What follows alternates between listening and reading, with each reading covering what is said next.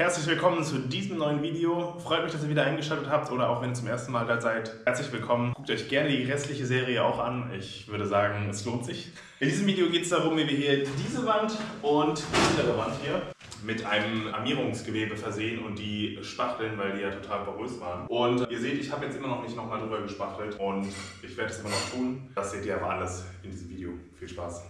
Da sind wir jetzt wieder. Es ist alles gut angetrocknet, bis auf die Stellen, wo ich es nicht auf den Putz geschmiert habe.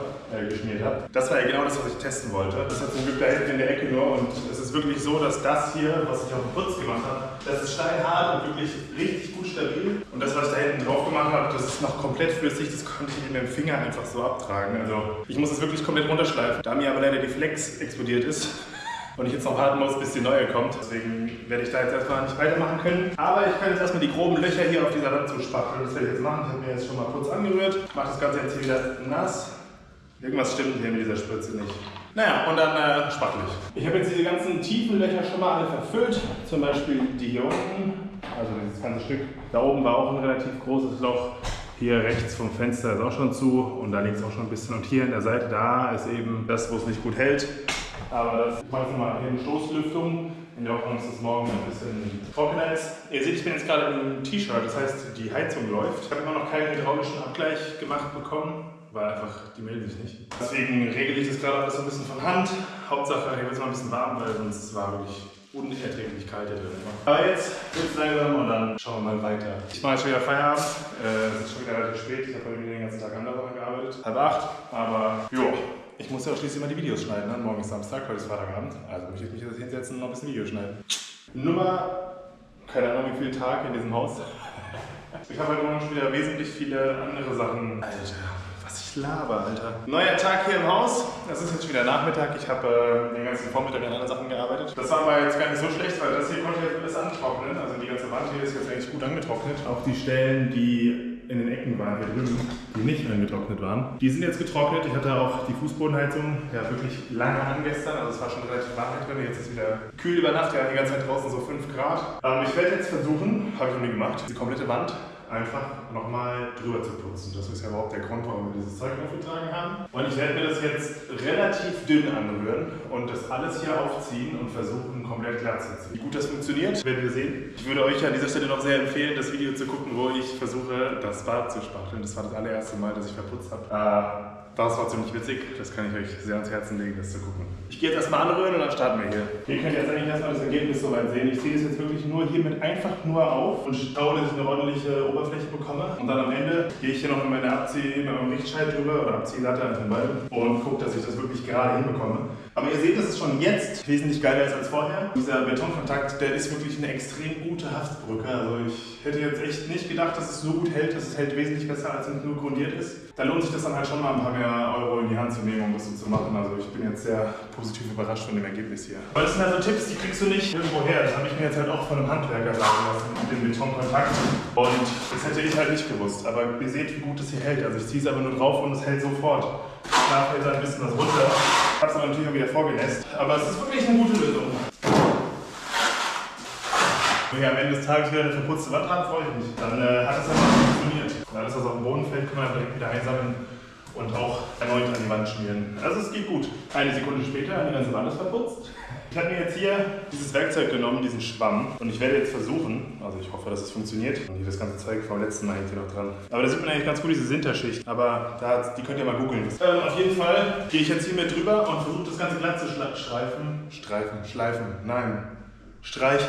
Das Ganze glatt zu streichen, so, mit drehenden Bewegungen, damit ich hier eine homogene Fläche bekomme, weil so ist ja gerade, ich weiß nicht, wie gut man das sieht hier, aber es ist noch ein bisschen Mondlandschaft. Deswegen gehen wir jetzt damit da drüber und tauchen das Ganze noch in Wasser hier rein. Bin ich jetzt mal sehr gespannt, wie gut es funktioniert. Ich ziehe gleich mal meine Handschuhe aus, weil sonst ist ja wieder für immer nass. Ich hätte natürlich vorher mal meinen Putz einsammeln können, der auf dem Boden liegt. Hätte.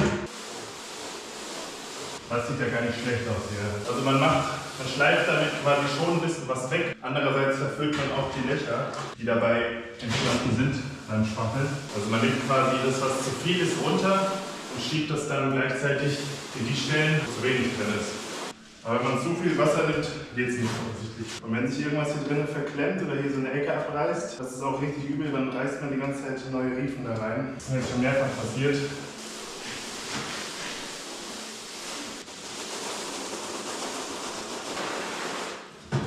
Alle Unebenheiten, die man jetzt, also alle Hügel, die man jetzt nicht rausmacht, die holt man dann im Rapp am nächsten Tag runter. Also in Ordnung, wir kriegen jetzt schon eine ganz schöne Fläche her. Besser als gedacht. Ich weiß nicht, wie gut man das jetzt hier von der Kamera sieht. Ich nehme die mal runter. Also wenn wir hier mal zur Seite gehen, dann seht ihr hier diese ganzen Striche und das ist hier alles schon weg. Deswegen leuchte ich das jetzt schön von der Seite an, damit ich genau weiß, was ich wo wegmachen muss. Das verreibt man wirklich richtig schön. Die Riefe, die jetzt hier gerade war, die war jetzt weg. Und hier zum Beispiel noch drüber. Und es verfüllt einfach die tiefen Stellen und trägt die niedrigen Stellen ab. Hier ist jetzt zum Beispiel ein bisschen viel, da muss ich wahrscheinlich später nochmal drüber spachteln, weil hier eben ein ziemliches Loch war, deswegen habe ich hier dicker aufgezogen. Aber so macht man das. Und das Ganze, ich habe jetzt hier noch, das ist alles, was ich noch habe hier. In dem Eimer werde ich jetzt gleich noch hier unten auf die Wand klatschen, weil da unten ist auch sehr, sehr uneben. Hier oben ist aber relativ glatt. Oder ich stopfe schon mal hier rein. Mal sehen. Ich habe jetzt hier beim Arbeiten eben nicht gefilmt, aber ich habe jetzt hier oben die letzte Ecke fertig gemacht. Habe auch hier alle Leibungen jetzt nochmal gespachtelt. Das ist also quasi das erste jetzt, was ich hier fertig habe.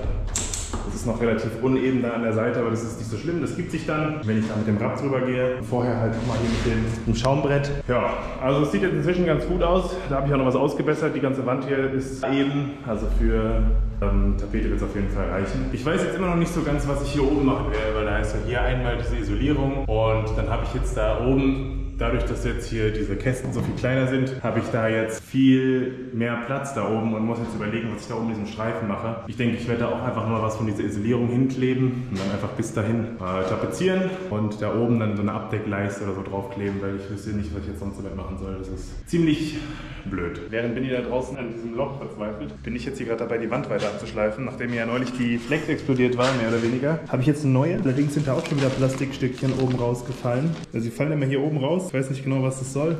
Auf jeden Fall ist das ganze Ding auch richtig gut warm. Aber ja, alles was gelb ist, muss halt weg. Und ich bin jetzt hier an dem Weißen. Also ich meine, ich muss immer von dem Gelben runterschleifen bis auf das Weiße. Und wenn ich da bin, dann kann man hier den Betonkontakt drauf machen. Ja, ne? Schön.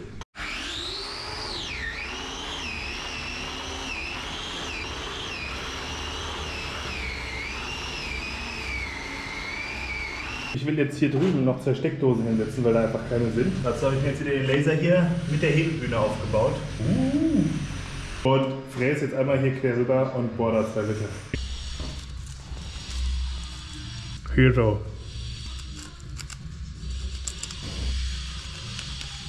So. Und hier bohren. Lässt sich nicht so gut reden, aber die GoPro im Bund eingespannt hat. So, vorgebohrt habe ich da. Passt auch vom Laser her. Habe ich mir das erstmal angezeichnet. Jetzt kann ich mir hier den Schlitz schon mal fräsen, weil von da hole ich meinen Strom.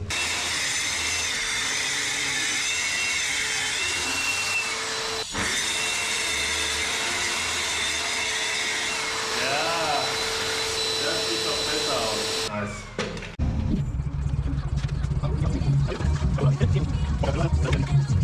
Ihr seht jetzt hinter mir auch wieder eine wunderschöne rote Wand. Der Benni, der hier drüben steht, nicht im Bild, aber jetzt gleich kommt er.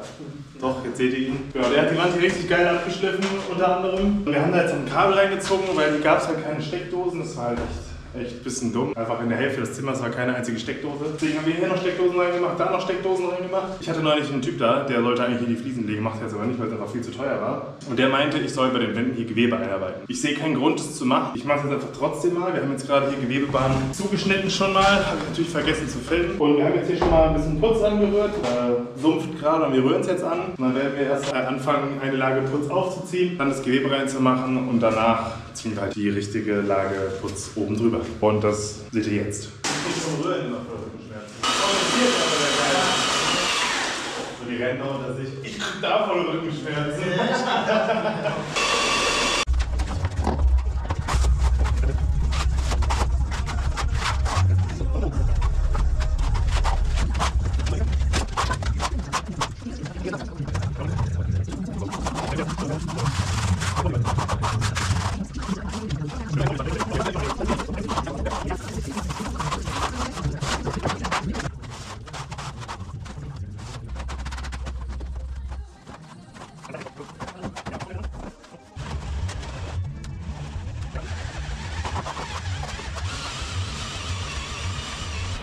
Wir haben jetzt ungefähr die Hälfte der Wand geschafft, haben aber nicht mehr so viel Zeit.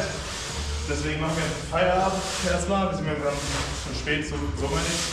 Ich habe jetzt hier eben auch noch ein bisschen den Rest, den ich hatte, hier in diese Fuge, wo ich das eine Kabel reingelegt habe, was ich eben gesagt habe, habe ich das auch reingeschmiert. Und jetzt gehe ich auch hier mit dem Schwammbett drüber und arbeite das da richtig schön rein, dass wir da am Ende keinen Übergang mehr sehen. Besonders hier in der Ecke, dass man die Rundung weiter erhalten kann hier quasi.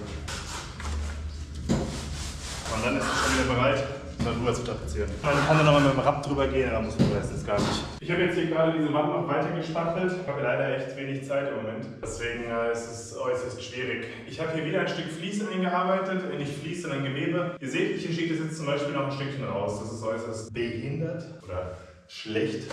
Je nachdem. Ich benutze gerne das Wort behindert.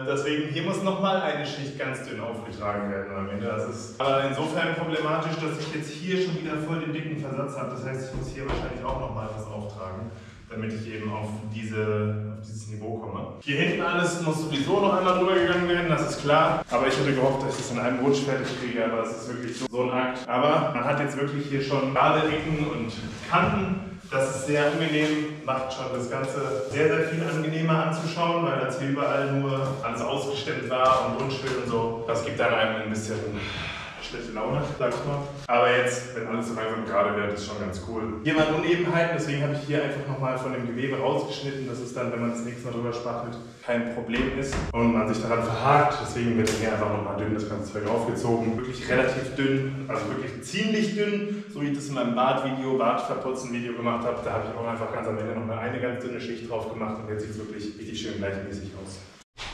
Ich kann mir noch einmal ausstellen. Ich habe doch dieses Sofa geschnitten. Genau. Also wir sind heute zwar auf der Baustelle, aber machen nichts, was mit Baustelle zu tun hat. Wir machen nämlich Abschlussfilm, meinen Abschlussfilm. Über Niol und seinen Hund. Genau. Und weil ihr halt auch immer mich und den Hund guckt, kriegt ihr das auch zu sehen.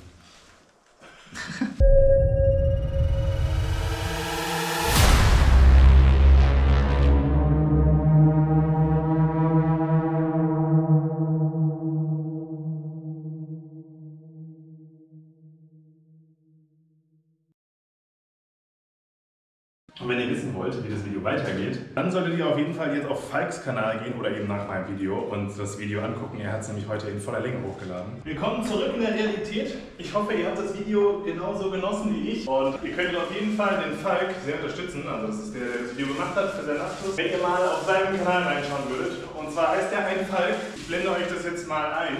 Und zwar, ich glaube, das ist hier oben. Hier blende ich euch das ein.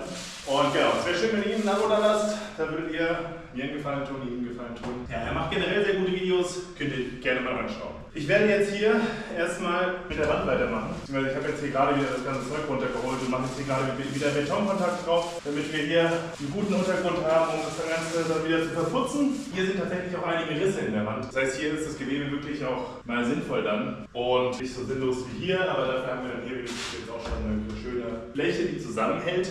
Hier muss ich aber auf jeden Fall auch nochmal eine dünne Schicht drüber machen, weil es einfach zu uneben geworden ist. Also mit dem Verputzen, das ist wirklich eine Sache, da bin ich absolut nicht gut drin, muss ich offen zugeben. Aber es muss ja trotzdem gemacht werden irgendwie. Es dauert lang, aber was soll ich sagen? Ist halt so. Ich war jetzt gerade beim Großhändler und habe da ein paar Elektrosachen geholt, weil wir müssen uns ja auch noch dessen annehmen hier, dieses wahnsinnig schönen Konstrukts. Und ich habe nur diesen Kasten bekommen. Das ist der kleinste Kasten, den es gibt. Und der ist 55 cm breit. Ja? 55 cm. Und natürlich wäre es schön, wenn wir den hier in die Ecke kriegen würden, aber zeig mir das mal eben. Wir haben hier leider nur 54 cm. Das heißt, der Spaß muss irgendwie hier hinten hin. Das heißt aber leider auch, dass diese ganzen Kabel, die hier sind, alle hier rüber müssen. Aber ich mache jetzt Feierabend und kümmere mich da wann anders drum. Moin, es ist eine neue Woche. Es ist der 2. Dezember und ich habe mir jetzt für den restlichen Monat hier den Luke geholt, weil ich einfach alleine verloren bin, weil es so viele Kleinigkeiten zu tun sind. Was machst du gerade? Arbeiten. Nein, ich lege das Herdkabel, was der Joel durchgeschnitten hat, beim Fußboden verlegen. Genau. So beim Fußbodenheizung einfräsen. Und das muss jetzt irgendwie wieder neu gemacht werden, ne? Zu unserem geliebten Verteilerkasten, mit dem wir auch noch richtig viel Spaß haben werden. Wir freuen uns. Was wird? Du musst halt die ganze Zeit den Knopf gedrückt halten, damit er das liest. Der ist jetzt nur gerade auf Strom eingestellt. Das heißt, wenn er jetzt Stahl sieht, dann sagt er nichts.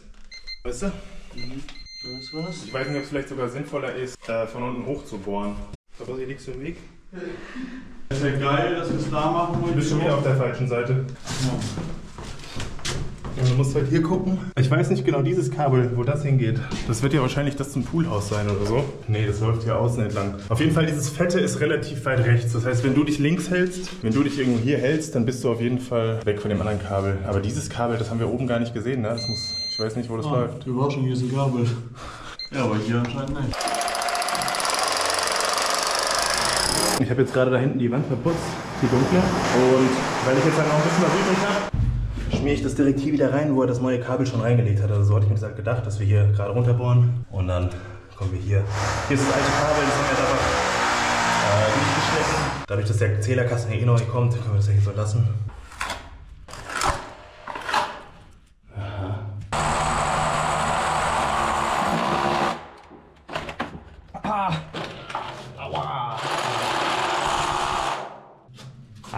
Armierung.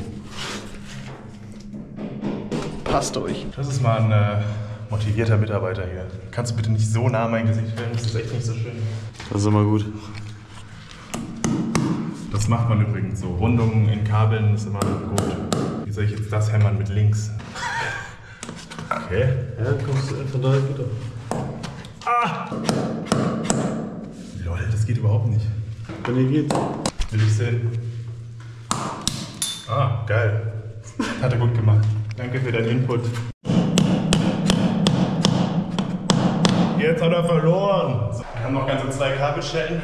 Die kannst du jetzt noch da drüben reinmachen. An dieser Stelle möchte ich das Video beenden und mich bedanken, dass ihr mal wieder eingeschaltet habt. Es freut mich wirklich sehr, dass es inzwischen so viel Anklang findet und so viele Leute gucken und auch kommentieren und Fragen auf Instagram stellen. Also gerne weiter so. Ich freue mich, wenn ich helfen kann. Es macht mir Spaß, Content für euch zu machen. Und ja, als kleines Sneak Peek würde ich euch gerne mal diese Wand zeigen. Da sieht es ja jetzt fertig und getrocknet aus. Und ihr seht, hinter mir ist ein Fliesenstapel, der schon wesentlich kleiner geworden ist als das Video vom Falk. Da sitze ich ja auf diesem Fliesenstapel und zwar stehe ich auch schon auf diesen Fliesen. Aber dazu mehr, hier geht mein Handy, dazu mehr im Fliesenleger-Video. Bis dann, bis zum nächsten Mal. Ciao.